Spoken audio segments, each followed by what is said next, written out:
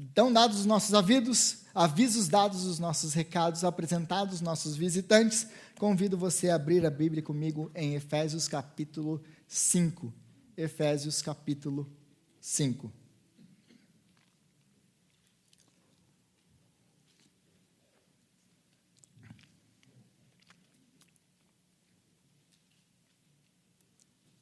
Efésios capítulo 5. Hoje nós continuamos com a nossa série de pregações com o tema sobre casamento, ou o nome da série, mais propriamente dito, Evangelho. O que o casamento tem a ver com isso? Como que o casamento afeta, como que o Evangelho, aliás, afeta o meu casamento? É o que nós temos estudado, é o que nós vamos estudar nas próximas semanas. Então, é uma série sobre casamento, e a série está baseada no livro de Efésios, do capítulo 5, do versículo 21 ao 33. Eu creio que os irmãos acharam Efésios capítulo 5. Nós lemos a partir do versículo 21. Nós vamos ficar apenas no versículo 21 hoje, mas eu leio toda a passagem, para que na esperança que no final dessas semanas você tenha decorado esses versículos. Efésios 5, 21. Sujeitem-se uns aos outros por temor a Cristo. Mulheres, sujeitem-se cada uma ao seu marido, como ao Senhor. Pois o marido é o cabeça da mulher, como também Cristo é o cabeça da igreja, que é o seu corpo, do qual ele é o Salvador. Assim como a igreja está sujeita a Cristo, também as mulheres estejam sujeitas em tudo aos seus maridos.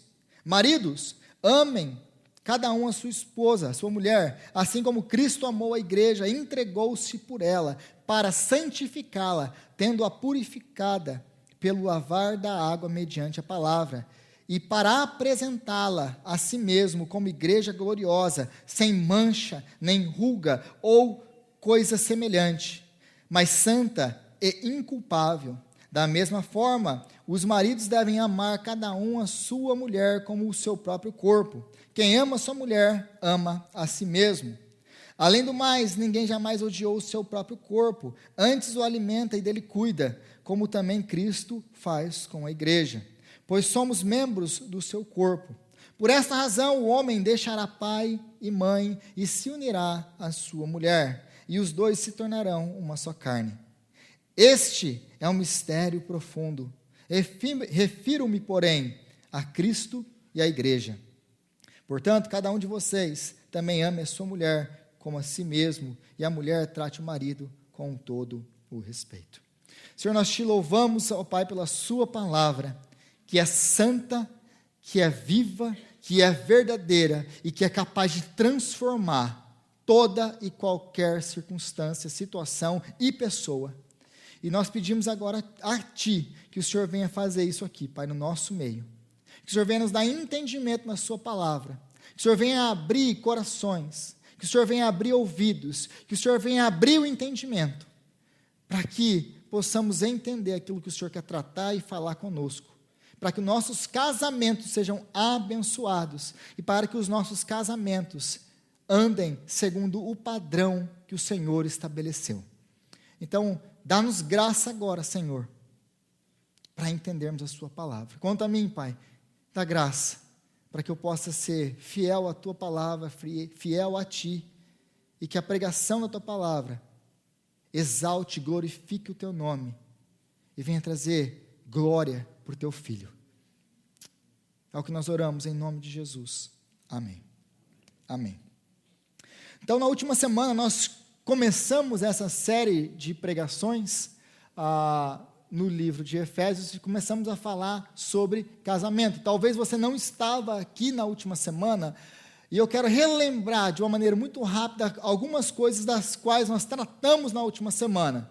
É lógico que é uma recapitulação muito rápida. Se você quer ouvir toda a mensagem, se você perdeu, seria muito bom se você assistisse toda a mensagem anterior, para que não ficasse coisas sem entender. Então, na última semana nós falamos que, em primeiro lugar, o casamento é uma instituição criada por Deus. Não fomos nós, não foram os homens que criaram o casamento. Uma vez que é uma instituição criada por Deus, é Deus quem tem o padrão, o modelo para como o casamento deve funcionar. E não apenas o padrão, não apenas o modelo, mas Ele também tem, através do seu Espírito, nos dando o poder para que o casamento funcione. Então, Deus é o criador do casamento. Isso é uma coisa muito importante para que nós tenhamos a clareza no que nós vamos estudar nas próximas semanas. Porque muito do que nós vemos nos casamentos hoje é baseado na cultura, na televisão, nos filmes ou no nosso achismo, naquilo que nós achamos. Mas nós devemos guiar a nossa vida em todos os aspectos, especialmente no casamento, a partir à luz da palavra de Deus. Como Ele é um institutor, Ele é aquele que fez o casamento, é Ele quem sabe como o casamento tem que funcionar. Não sou eu, não é a minha ideia. Em segundo lugar, nós vimos na última semana, eu trouxe alguns dados e algumas coisas, qual que é o padrão de casamento hoje. O que as pessoas têm pensado sobre o casamento e como elas têm se aproximado do casamento. Então, o casamento, na visão, no padrão, hoje, é para a minha felicidade, satisfação e crescimento pessoal. Esse é o grande erro do pensamento hoje. Para que eu vou casar? Eu vou casar para ser feliz, para atingir os meus objetivos e para engrandecer na minha vida. Então, o casamento é o eu. O centro do casamento sou eu, não é o casamento. Então, eu caso para eu ser feliz, eu caso para eu realizar aquilo que eu pretendo realizar. Então, isso nasce, nós vimos na última semana também, isso nasce desse individualismo do iluminismo. Que esse conceito da individualidade, aí ele vai nos levar à liberdade, nós queremos lutar pela liberdade, pela nossa autonomia e pela nossa autorrealização. Então, uma vez que eu entro num relacionamento e eu não tenho mais liberdade, autonomia e autorrealização, eu vou fazer o quê? Eu vou sair fora. Por quê? Porque essa é a visão que nós temos hoje. Eu preciso ser feliz. Nós somos a geração que mais gasta dinheiro com entretenimento. Por quê? Porque o que importa é aqui e agora. Não existe céu, não existe inferno, não existe nada dessas coisas. O que importa é ser feliz aqui e agora. E isso afetou todas as áreas da nossa vida, inclusive o casamento, inclusive como nós entendemos o casamento e como nós entramos nele. É por isso que nós temos casais que casam e se separam com menos de 6 meses. E aí, em terceiro lugar, nós vimos também que existe uma busca pela alma gêmea. E como que eu defini a busca pela alma gêmea? Eu defini mais ou menos dessa maneira: alguém que satisfaça todos os meus desejos egoístas sem querer me mudar. Eu quero achar uma pessoa perfeita, que não precise de atenção, que tenha tudo resolvido na sua própria vida, que eu não tenha que gastar muito tempo com os problemas dela, mas que seja uma pessoa que me suporte nos meus desejos, naquilo que eu penso, naquilo que eu quero, que me faça feliz, que corresponda a mim, que me complete, que me entenda, mas acima de tudo, que não tente me mudar. Então, por que eu preciso de alma gêmea no final? Porque se nós somos compatíveis, que toda a ideia de alma gêmea é essa, ser compatível com a pessoa, se nós somos compatíveis, isso significa que eu não preciso mudar. Então é por isso que nós queremos uma alma gêmea, porque eu não quero ninguém para mudar a minha vida. Contudo, nós vimos na última semana que todo o propósito de Deus nas nossas vidas é o quê? Nos transformar à imagem de Jesus Cristo. Romanos capítulo 8. Deus tem um propósito na sua vida, é te transformar à imagem de Jesus Cristo. E como que Ele vai fazer isso? Em grande parte no casamento. É pelo casamento. Porque, não sei se eu sou o único caso, mas pelos os casos que eu conheço e eu converso, você casou com uma pessoa que está longe de ser a sua alma gêmea, ela é o oposto de você. Ela não tem nada a ver com você. Nada a ver. E isso é maravilhoso. Porque Deus vai trazer coisas maravilhosas na sua vida através da sua esposa, do seu marido, que você não tem. E, em contrapartida, ele vai trazer coisas maravilhosas para a vida dela ou dele por meio de você. Então, um complementa o outro. Mas as outras coisas também acontecem. É o ferro afiando ferro. E é por isso que muitas vezes o casamento é tão difícil, porque é o seu marido, é a sua esposa que Deus está usando para te amolar, para te transformar à imagem de Jesus Cristo. E é por isso que gera muito atrito. Mas o resultado, e agora nós entramos no hoje, o resultado, qual que é o resultado de tudo isso, desse egoísmo, individualismo, desse olhar para o eu, esse casamento com o eu no centro? Qual que é o resultado disso? É o egoísmo ou o egocentrismo. Porque nós entramos no casamento pensando no eu. Mas toda essa visão que eu apresentei na última semana é uma visão antibíblica do que é o casamento. E vai levar ou vai trazer um câncer sobre o seu casamento. Qual é o câncer? O egoísmo. O egoísmo. Não tem nada mais destrutivo no seu casamento do que o seu egoísmo, do que o meu egoísmo. Então Deus quer nos tratar do nosso egoísmo nos nossos casamentos. Porque, como já disse, não existe mais nada destrutivo do que o egoísmo e essa busca pela satisfação individual, esse individualismo. Você vai levantar aí, como eu costumo dizer, você pega a planta, que é ali o pecado, e você puxa ela para fora da terra, e você vai ver qual que é a raiz do problema do casamento. Qual é? Egoísmo. É o eu. O problema é que eu estou no centro, e eu não abro mão de estar no centro. E isso vai gerar alguns problemas.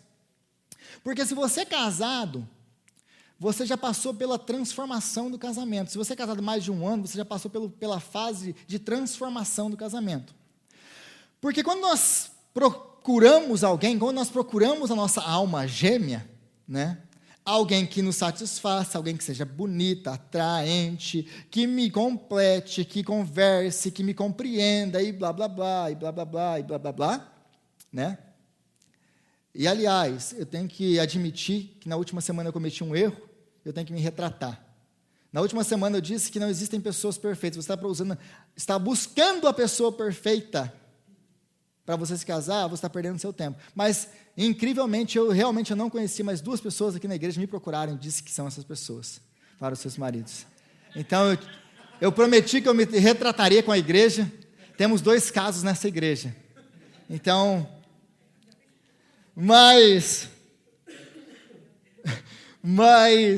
qual que é a transformação do casamento? Uma vez que você achou a sua alma gêmea, você casou com essa pessoa que você acha linda, maravilhosa, perfeita, é tudo para mim. Você casa com ela.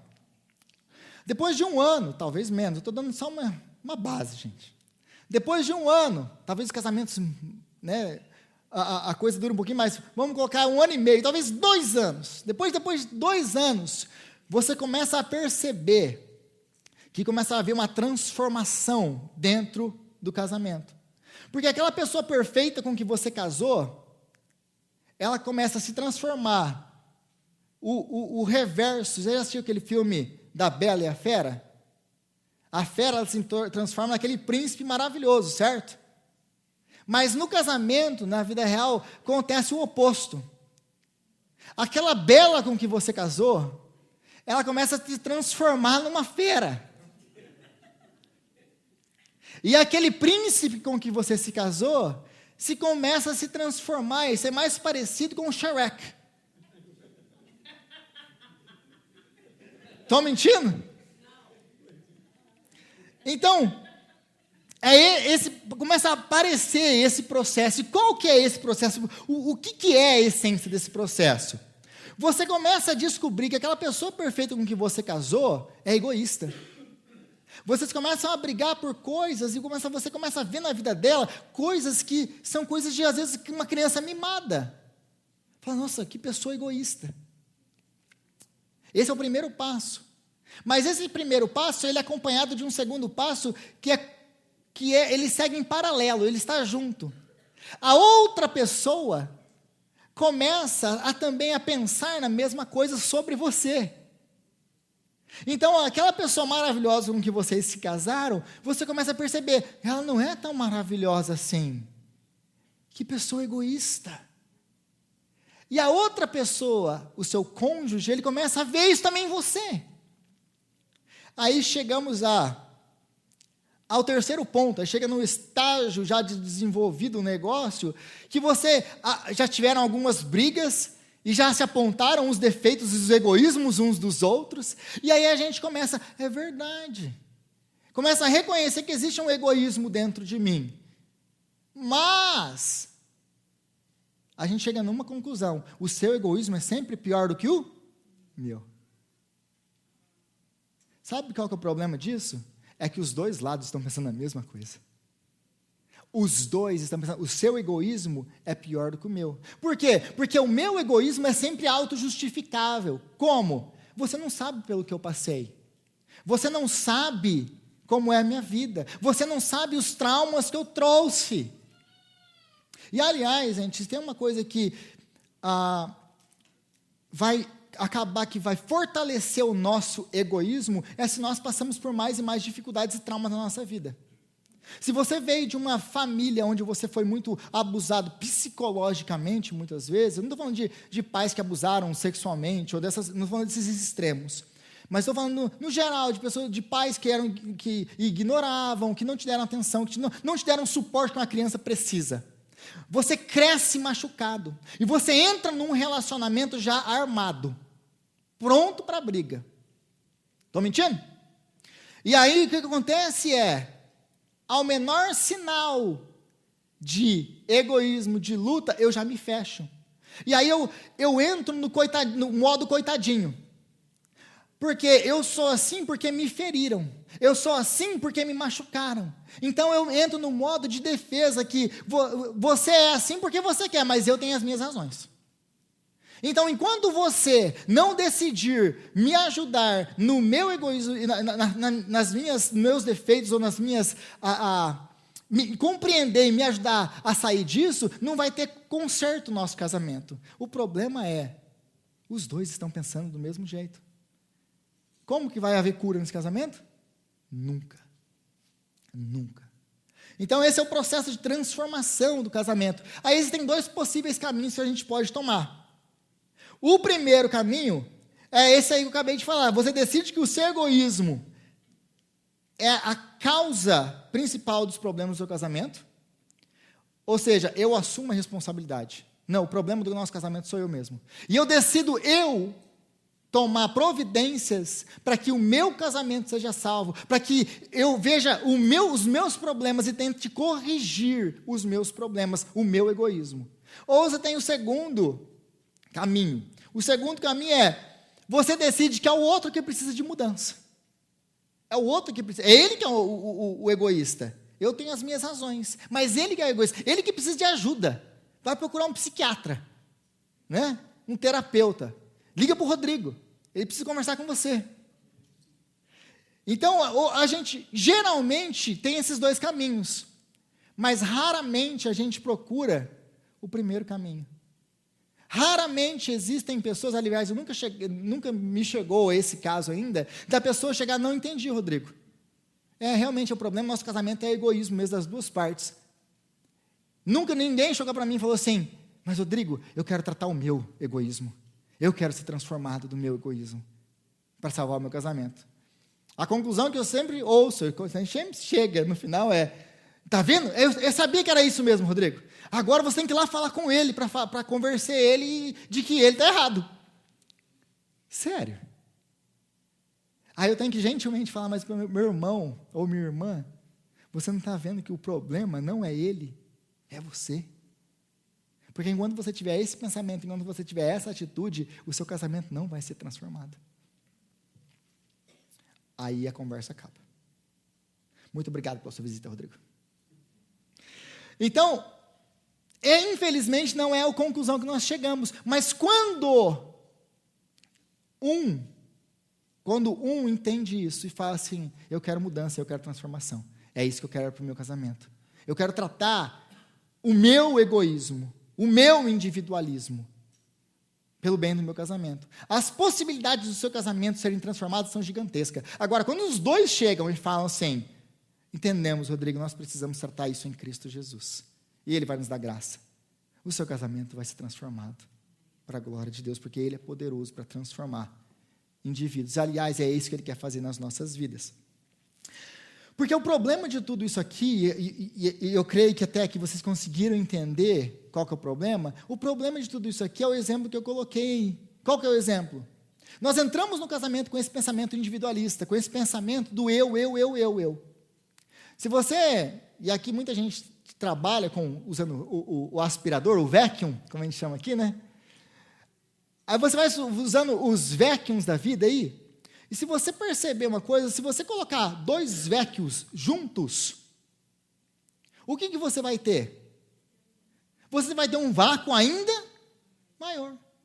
O problema dos casamentos, da mentalidade dos nossos casamentos hoje é o seguinte: nós entramos no casamento como dois vacuums, e aí a gente quer que o outro supra a minha necessidade. Mas são dois vacuums, cada um puxando para uma direção.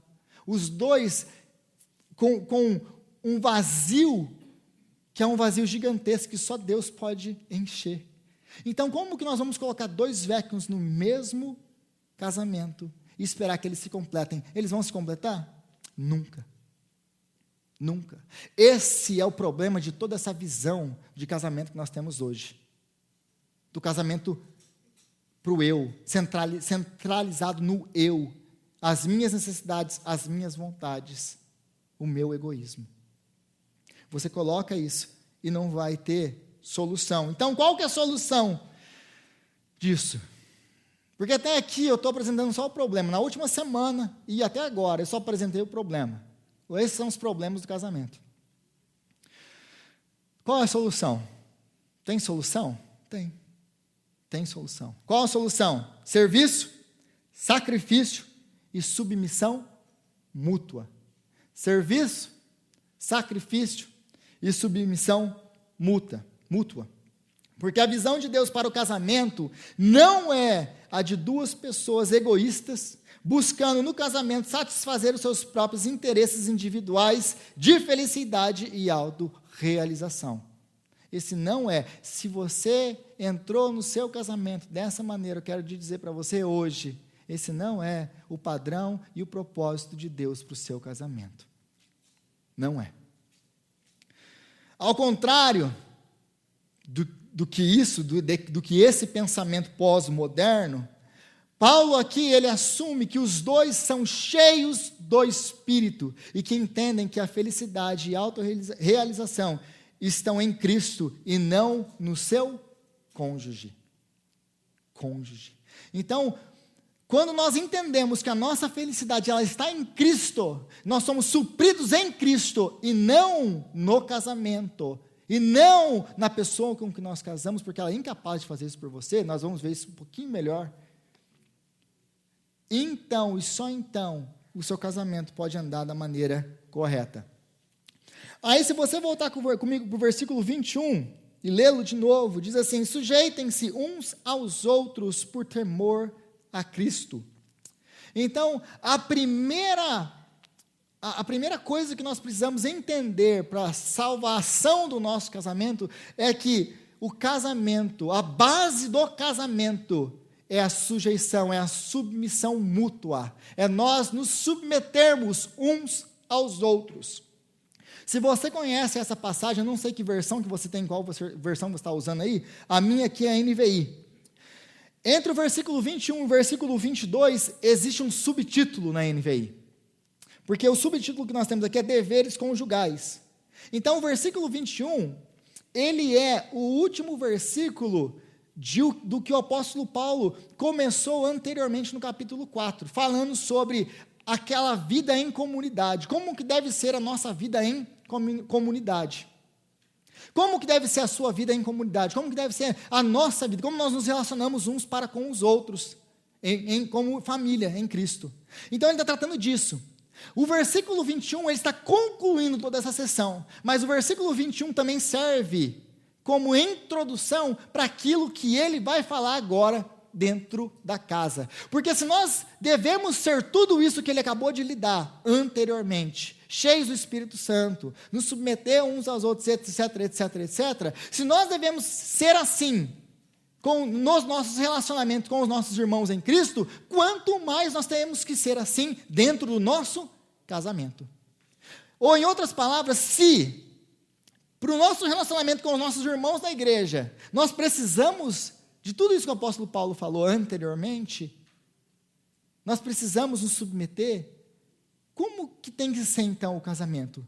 Então o versículo 21, ele está nos introduzindo a próxima sessão do que o apóstolo Paulo vai nos dar aqui, que é como que o casamento vai funcionar. Então a primeira coisa que nós precisamos ter aí é submetam-se ou sujeitem-se. E essa palavra grega no original aí é uma palavra muito forte, porque é um termo técnico, é um termo que é usado entre os militares. É o oficial que tem autoridade sobre um subalterno. É o sargento que está acima de quem? De um soldado, de um cabo. Então essa palavra é uma palavra usada no meio militar. E por que o apóstolo Paulo está usando essa palavra? Porque se você já foi militar, eu já fui militar. Então se você já foi militar, você sabe que algumas coisas acontecem quando você é militar. Você perde a sua autonomia. Você perde a sua liberdade. Tudo que você vai fazer agora tem que estar ligado, em conexão com a sua missão diante do exército que você serve. Então, é por isso que o apóstolo Paulo vai usar isso aqui, porque dentro do casamento, para que o casamento dê certo, nós precisamos entender isso, que uma vez que nós entramos nessa instituição criada por Deus, agora as prioridades mudaram. Agora eu não faço mais o que eu quero, a hora que eu quero, do jeito que eu quero. Porque muitos de nós querem entrar no casamento e continuar fazendo as mesmas coisas que fazia quando solteiro. Estou mentindo? Então, nós nos sujeitamos, e quando nós nos sujeitamos, nós perdemos o controle da nossa agenda e das nossas vontades. Aliás, gente, você perde o controle até daquilo que você vai comer, e a hora que você vai comer, a hora que você vai acordar, a hora que você vai dormir. Quem determina isso não é você mais. Aliás, até quanto tempo você vai dormir? Eu podia dormir 3 horas por dia. Então, você se submete a isso. Mas a gente precisa lembrar que o apóstolo Paulo está falando isso. Vocês se sujeitem uns aos outros, por temor a Cristo. Porque logo depois vem o sujeitar-se da mulher. Aí a mulherada já conseguiu ouvir os gritos. Mulheres, sujeitem-se aos seus maridos. E toda essa propaganda feminista, diabólica, que tem sido pregada por aí. Que tem deixado transformado as mulheres em homens e os homens em mulheres. Isso tem destruído os casamentos. Mas isso é uma coisa que a gente vai chegar lá ainda. Então, aí a primeira coisa, eu já consigo também ouvir vocês falando, mas Rodrigo, eu não consigo viver dessa maneira aí. Eu não sou um militar. Como que eu vou viver isso aí dentro do meu casamento? E eu sei que já começa a aparecer dentro do nosso coração essas coisas. Mas uma coisa que a gente precisa entender é que quem pode viver assim? Só aqueles que foram transformados pelo poder do Evangelho e estão cheios do Espírito Santo.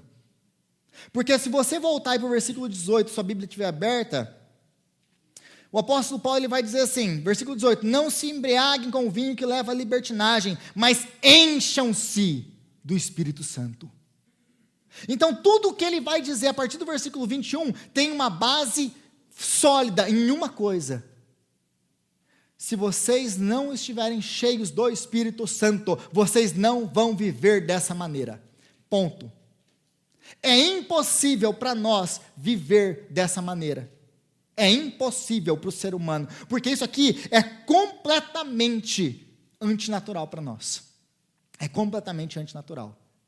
Você pensar no outro, você se sacrificar pelo outro, você colocar os interesses do outro à frente dos seus próprios interesses, Nós somos todos egoístas por natureza, nós somos pecadores, nós nascemos pecadores, nós não nos tornamos pecadores.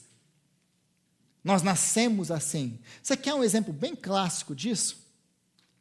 Vai lá na salinha agora e coloca um brinquedo lá. E deixa 2 crianças lá, sozinhas. Aí você vai ver a natureza humana florescendo. Em graça, em bondade, em misericórdia, em amor. Não, vai você primeiro. Brinque você primeiro. É assim? Se você tem filho, você sabe que vai bem longe disso. É meu, é meu, é meu, é meu. Sabe qual que é a diferença disso quando a gente cresce? É que o objeto muda, só isso. É por isso que as guerras acontecem. É meu, é meu. Ah, é? Se você não me der, eu jogo uma bomba em você. Ah, se você não me der, eu atiro em você. É assim que faz. Aí eu mando o meu exército contra o seu exército, aí eles se matam e no final eles continuam fazendo as coisas que eles sempre fizeram. É a natureza humana, nós nascemos assim. Nós nascemos assim. E é um dos motivos pelo qual a Bíblia, o apóstolo Paulo, em 2 Coríntios, capítulo 6, versículo 14, nos diz, não se coloquem em julgo desigual. O que ele está falando aqui? Não casem com não crente. Não casem com não crente. E isso é muito claro na Bíblia. Se você quiser, depois a gente pode conversar sobre isso, você pode vir conversar comigo. A Bíblia não dá espaço, o crente casa com o crente. Isso é padrão desde o Antigo Testamento. Era isso que o Antigo Testamento estava nos ensinando, quando falava, casem dentro da sua própria família. É esse o ensinamento. No Novo Testamento, quando o apóstolo Paulo vai falar das viúvas e etc., ele vai falar assim, aquela que estiver viúva, ou aquela que o marido abandonar, e tem alguns casos ali, ele vai falar, você está livre para casar no Senhor. Casar no Senhor. Um dos motivos, nossa, Rodrigo, isso é primitivo, isso não sei o quê, tá bom. Essa é a palavra de Deus, e Deus sabe o que é melhor para nós não sabemos. Esse é o padrão de Deus. Se você quer que o seu casamento dê certo, você obedece a Deus. Um dos motivos pelo quais nós não nos colocamos em julgo desigual é por causa disso. Como que nós podemos nos submeter? Nós só podemos nos submeter através do Espírito Santo que age em nós. Então, se eu caso com alguém que não tem o Espírito Santo, como que você espera que ele se submeta a você em amor? Como que você espera que ele lute pelo bem do seu casamento? Tem como? Porque isso é antinatural para ele, não faz nem sentido para o não crente, tudo isso aqui. Não faz sentido. Então você quer a chave para o seu casamento dar errado? Casa com não crente. Mas Rodrigo, ele é perfeito. Calma que vai passar o processo de transformação. Mas aí algumas outras pessoas me falam isso. Se eu me submeter, eu vou ser explorado. Se eu me submeter, eu vou virar o capacho do outro. Eu não posso fazer isso. Eu tenho que zelar pelo meu bem. Eu tenho que zelar pelos meus interesses. Se eu me submeter, eu vou ser pisado pelo outro. Esse é o pensamento que nós temos hoje, de sermos explorados pelos outros. Por isso que é muito importante a gente prestar atenção no que Paulo diz antes. A outra pessoa é alguém cheia do Espírito Santo. A base de tudo isso aqui é a outra pessoa ser cheia do Espírito Santo. Ah, Rodrigo, mas eu já casei agora com um homem ou com uma mulher que não é crente. O que eu faço agora? Ora e pede graça. Porque o apóstolo Paulo deixa muito claro que você não tem o direito de sair desse relacionamento. Agora você pede graça para Deus. É lógico que existem algumas exceções à regra, tá? Não, a gente não pode chegar nesse ponto. Mas, então a gente precisa entender isso. Eu não me coloco em julgo desigual, por quê? Porque isso vai afetar no meu casamento. Se eu espero que a outra pessoa também entenda essas coisas, que o Espírito Santo fale com ela, que o Espírito Santo transforme ela, assim como ele está me transformando, transforme nosso casamento e nos traga alegria para viver no padrão de que Deus nos deu, como que eu vou fazer isso com um não crente? Já pensaram nisso?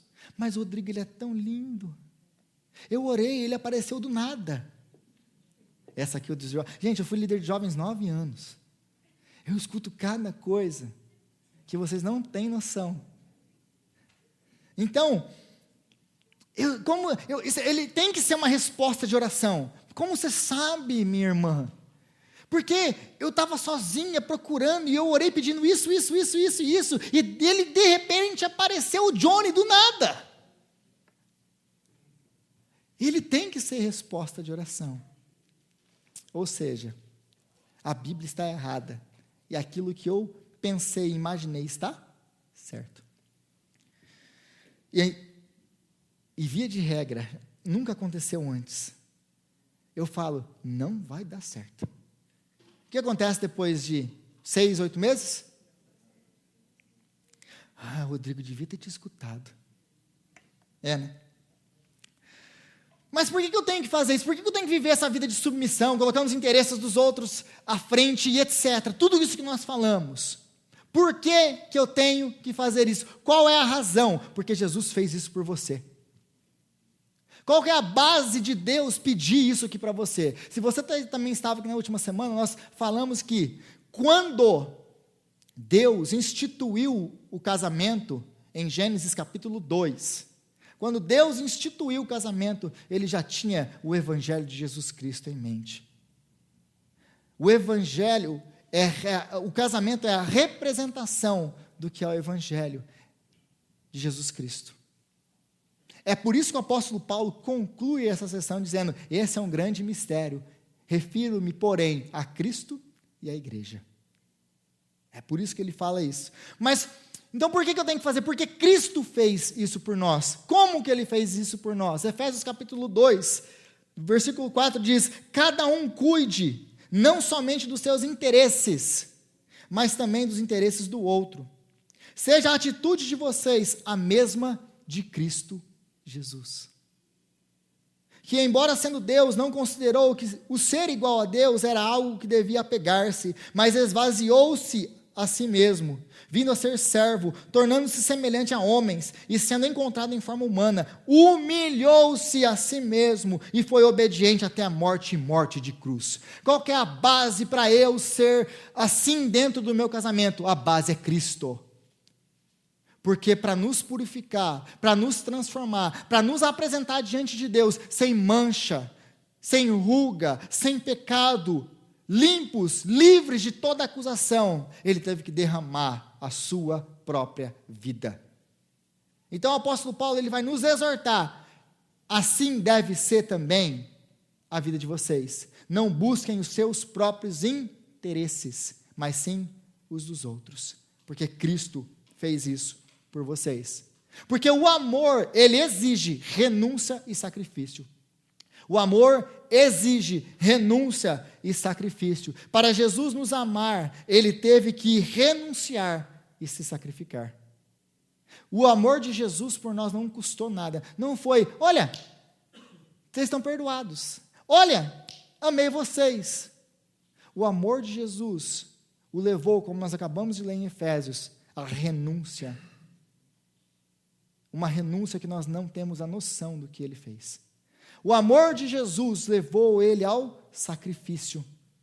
Ele teve que se sacrificar para que nós pudéssemos ser transformados. Então, a cura do casamento hoje, o eu primeiro, desse casamento de hoje, eu primeiro, nega completamente esse princípio fundamental do cristianismo. Então, quando você entra no casamento com esse pensamento, eu primeiro, as minhas necessidades, os meus interesses, os meus objetivos primeiro, você está ferindo um princípio básico do cristianismo, que é renúncia, que é entrega, que é sacrifício. Amor exige renúncia e sacrifício. É por isso, e não é segredo, ou não é difícil de entender porque que os casamentos estão caindo aos pedaços hoje. Por quê? Porque cada vez mais as gerações querem menos se sacrificar, as gerações querem menos se submeter, as gerações querem menos entender o outro e ajudar o outro e colocar os interesses dos outros à sua frente. São os dois vácuos colocados juntos.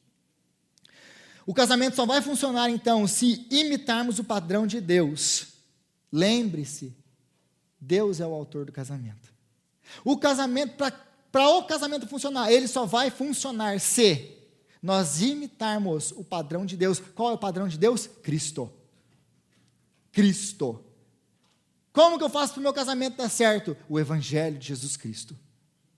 O Evangelho de Jesus Cristo, ele tem que transformar todas as áreas da nossa vida. Mas dentro do casamento, ele é especialmente claro e nítido. Se o Evangelho de Jesus Cristo não é vivido dentro do meu casamento, o meu casamento não pode florescer e viver. Ele não vai, aliás. Nós só seremos felizes quando fizermos os outros felizes. Isso aqui parece clichê, e você talvez já tenha escutado isso. Nós só somos felizes quando fazemos os outros felizes. Entra no ouvido, sai no outro. A gente nunca parou para pensar nisso. Mas por que isso aqui funciona dessa maneira? Porque essa é a matemática do reino de Deus. Lembra do que Jesus disse? Mais feliz é quem dá do que quem recebe. Quem quiser salvar a sua vida, perderá. Mas quem perder a sua vida por minha causa, a encontrará. Então esse aqui é o padrão de Deus.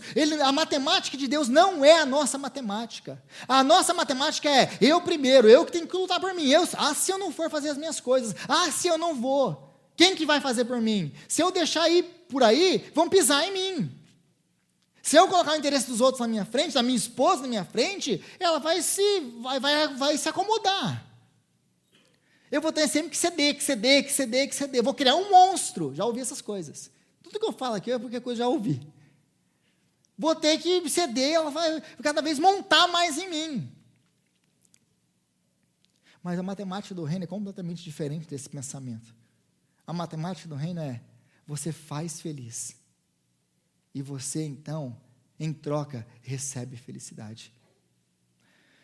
Mas, Rodrigo, tem um segredo aqui. E qual que é o segredo disso aqui? Porque tem gente que eu converso e falo, tá bom, Rodrigo, vou obedecer. Mas já sai da minha conversa, já sai assim, vou obedecer. Aí chega lá e vai oferecer ajuda, e vai querer se submeter, e vai querer colocar esses princípios em prática, mas qual que é o coração da pessoa? Mas vou fazer porque eu sou obrigado também. Vou fazer porque o Rodrigo mandou eu fazer. Vou fazer porque a Bíblia mandou eu fazer. Existe um segredo aqui. Se essa é a sua disposição de coração, não vai mudar nada, não vai transformar nada, e você nunca vai ser feliz. Aliás, a única coisa que você vai conseguir é ser mais amargurado e infeliz do que você já é. Sabe por quê? Porque, deixa eu usar um exemplo meu, na minha casa. Eu não gosto de fazer isso não, mas ainda mais que minha esposa não está aqui para se defender, mas é uma coisa que é mal para mim. Por exemplo, joguei bola a minha vida inteira, vim para os Estados Unidos para jogar bola, há 12 anos atrás. Ganhei uma bolsa, vim jogar bola aqui. Então, sempre gostei de jogar bola. Aí, às vezes, eu vejo, a Jaque está, tipo assim, cheia das coisas para fazer e tal. Aí eu pego as minhas coisas, arrumo assim e vou jogar bola. Na hora que ela me olha pronto para sair para jogar bola, o que ela faz com o olho? Porque ela não precisa nem falar. Ela só olha para a minha cara, que ela olha assim. Aí está escrito assim na testa dela: eu não acredito que você vai sair e eu com esse monte de coisas para fazer. Aí o meu egoísmo entra em cena. Qual que é o meu egoísmo? Não, eu mereço isso aqui, pelo menos. Eu trabalhei a semana inteira, eu já fiz demais nessa casa. Eu mereço poder sair para jogar um pouco de bola, para poder distrair um pouco a minha cabeça. Aí, mas não, eu tenho que me submeter, eu tenho que colocar o outro à frente. Aí eu vou lá, eu destroco e vou cuidar das crianças, vou fazer, sei lá o que eu tenho que fazer. E estou fazendo. Mas ali por dentro eu estou como? Por dentro eu estou como? Com raiva, porque eu estou fazendo isso. Ali por dentro eu estou, eu não acredito que ela é tão egoísta desse jeito. Eu não acredito que ela não consegue perceber que a única hora da semana que eu posso ter, aí a minha cabeça começa. Eu sei que vocês são assim também. Então, existe um segredo aqui. Toda vez que, gente, eu estou falando de experiência própria, toda vez que eu fiz isso, que eu servi, coloquei o interesse da minha esposa na frente do meu, com esse coração, a única coisa que aconteceu no meu casamento foi o quê? Mais amargura, mais ressentimento e mais briga. Porque eu não estou fazendo isso de coração aberto. Então o segredo aqui é, eu vou fazer isso como? Com um coração alegre. Com um coração de que eu entendo que eu preciso fazer isso em amor. E aí sim as coisas vão ser transformadas. Mas como que eu posso ter certeza disso? Rodrigo, não acredito em nada do que você falou aí. Tá bom, deixa eu te dar 3 provas de que isso é verdade. A primeira prova é, olhe o seu relacionamento com Jesus. Por que você está aqui hoje? Por que você está aqui na igreja, num domingo à tarde, sendo que você podia estar lá na sua casa assistindo Domingão do Faustão? Que vida, que final de carreira, né? Mas por que você está aqui hoje? Por que você se interessa com as coisas de Deus? Por que você se entrega? Por que você quer se doar a Deus? O que te atrai para a igreja? O que te atrai para Cristo? Senão o amor dele, senão aquilo que ele fez por você. Porque ele te amou primeiro, porque ele te serviu, porque ele se entregou, porque ele renunciou e te atraiu. E te transformou. O amor de Jesus transformou a minha e a sua vida. É por isso que você está aqui hoje. Ele praticou isso aqui que a Bíblia está nos ensinando. Em segundo lugar, olhe para o seu relacionamento com os seus filhos. Gente, você olha os seus filhos. Tem autonegação no seu relacionamento com os seus filhos? Os seus filhos, vou colocar os interesses do papai primeiro. É assim que eles fazem? Não, eles são egoístas no padrão máximo. Sem vergonha de ser feliz. Eu quero para mim é aqui e agora, pai. E ai de você se você não fizer. E se chegou a adolescência, então, só Deus na causa. É uma obra do Espírito Santo de libertação. Se você tem adolescente, sabe do que eu estou falando. Mais uma vez, fui líder muitos anos de adolescente, eu sei muito bem do que eu estou falando. É eu. Mas você dedica a sua vida a cuidar, a se entregar, a colocar os interesses deles primeiro, e fazer tudo isso em amor, o que acontece com você, com o seu sentimento para com os seus filhos? Você começa a pensar, nossa, que egoísta que ele é, nossa, ele precisa ser transformado, e isso e aquilo, mesmo que nós saibamos que nós precisamos tratar isso nos nossos filhos, como que é o nosso coração para servir os nossos filhos? Nós vamos servir eles com rancor, com amargura? Não, a gente vai servir com amor. E os nossos sentimentos são transformados pela nossa atitude de amor para com os nossos filhos. Por que a gente não pode aplicar para com o nosso cônjuge aquilo que a gente aplica para os nossos filhos? Já pensaram nisso ou não? Por que a gente consegue fazer isso com os nossos filhos, mas nós não conseguimos fazer com o nosso cônjuge? Já pensaram sobre isso ou não? Porque do mesmo jeito que isso acontece com os nossos filhos, nós começamos a servir, e o amor vai crescendo, isso também vai acontecer no seu relacionamento com o seu cônjuge, quando você decidir servi-lo da mesma maneira.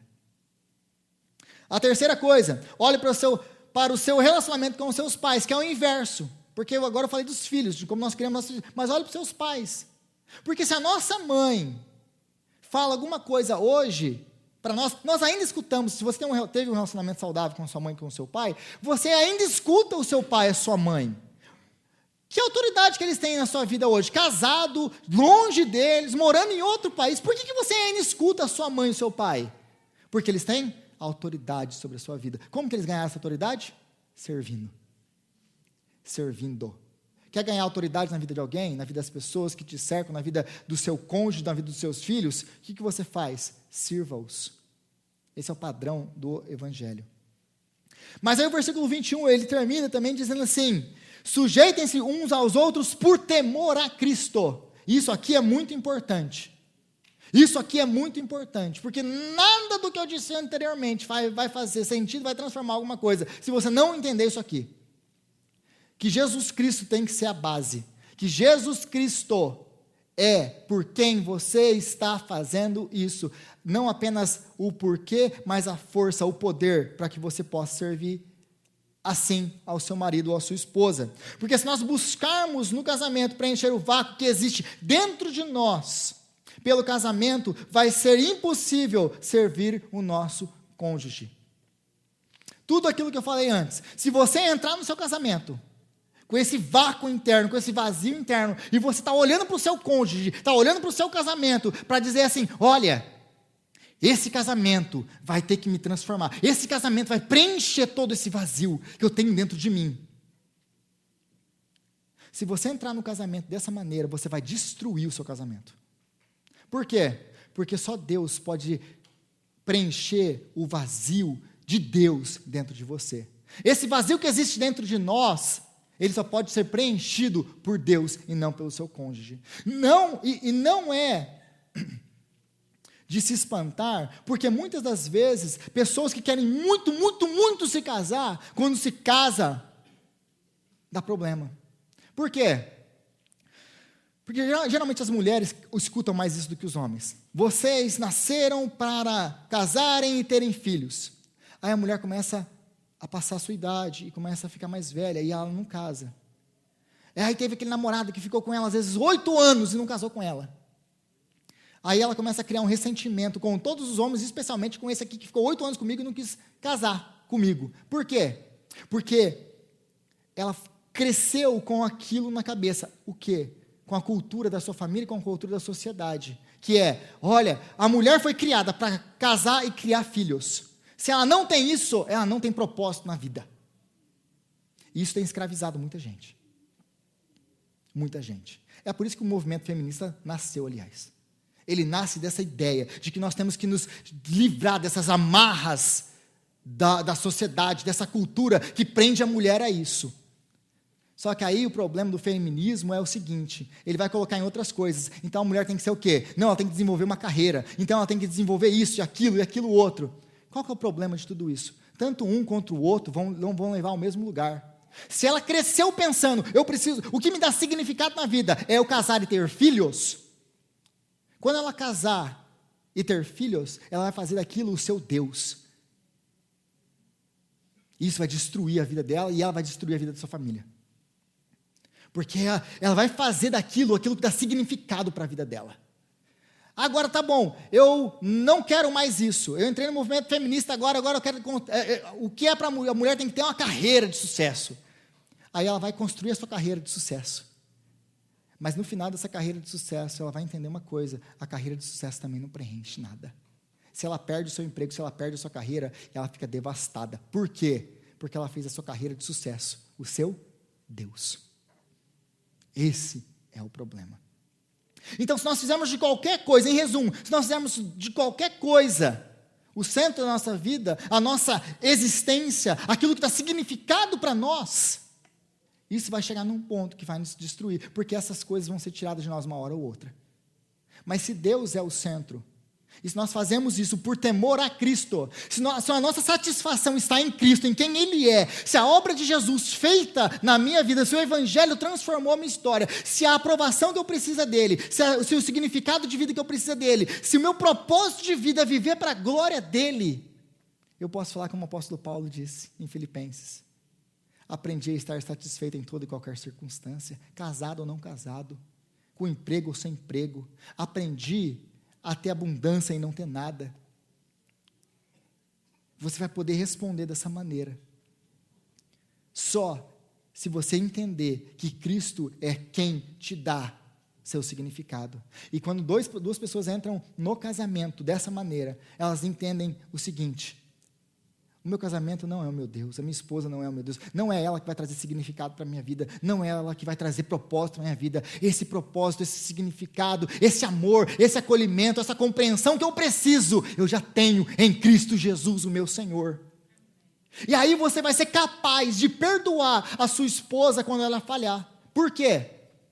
Porque ela não é a sua salvação, ela não é o seu Deus, porque ela vai falhar com você, ele vai falhar com você. E aí você vai conseguir perdoar e ser generoso com ele, porque nós vamos entender que o nosso cônjuge não é o nosso Deus, mas só pode fazer isso quando a nossa conta de amor, como eu coloco, ela está cheia. Só você vai poder fazer isso, você só vai poder ser generoso, você vai só poder ser perdoador com o seu cônjuge, você só vai poder viver isso aqui tudo que a gente está falando desde o começo, de renúncia, de autonegação, de colocar os interesses do outro na frente, se a minha conta diante de Deus está cheia. Se aquilo que Ele fez na cruz por mim, se o amor de Jesus é tão grande por mim, que é Ele que me dá significado, que me dá certeza, o propósito que eu preciso. Então, quando as pessoas falam comigo, quando meu esposo fala comigo, minha esposa fala comigo, eu consigo ser gracioso e perdoador, e perdoar ela como Cristo me perdoou. É a única maneira de nós podermos fazer isso. Mas isso aqui é tudo, como eu já disse, muito antinatural para nós. Nós não conseguimos fazer a parte do Espírito Santo. E para finalizar, o casamento como imitação da Trindade, porque tudo que nós estamos falando aqui tem a ver com o Evangelho. O casamento, ele vai dar certo nas nossas vidas, como nós entendermos que o casamento é uma imitação da Trindade, porque você tem o pai, aí você tem o filho que dá glória para o pai, você tem o filho que quer buscar os interesses do pai. Pai, afasta de mim esse cálice, contudo não ser feita a minha vontade, mas sim a sua. Aí você tem o Espírito Santo que quer dar glória para o filho, que quer glorificar o nome do filho, que quer exaltar o nome do filho. Quando os nossos casamentos forem assim, então, e só então, uma imitação da Trindade, nós vamos conseguir ter casamentos transformados para a glória de Deus. Amém? Senhor, nós te louvamos, ó Pai, pela tua palavra, que é viva, que é santa, que é verdadeira. E nós te pedimos, ó Deus, dá-nos graças, Senhor, para viver tudo isso aqui que nós aprendemos com a sua palavra. Dá-nos graças, Senhor, para nos sujeitarmos uns aos outros. Dá-nos graças, Senhor, para fazer isso por temor a Cristo. Dá-nos graças, Senhor, para amar as nossas esposas, os nossos cônjuges, como Cristo amou sua igreja. Dá-nos graças, Senhor, para deixar o nosso egoísmo, o nosso egocentrismo, a nossa individualidade de lado e buscar os interesses do nosso cônjuge, para o bem do nosso casamento e para a nossa própria felicidade, porque esse é o segredo que o Senhor nos deixou. Nos ajuda a nos sacrificar e a renunciar. É o que nós te pedimos. Em teu nome, Jesus, é que nós oramos. Amém.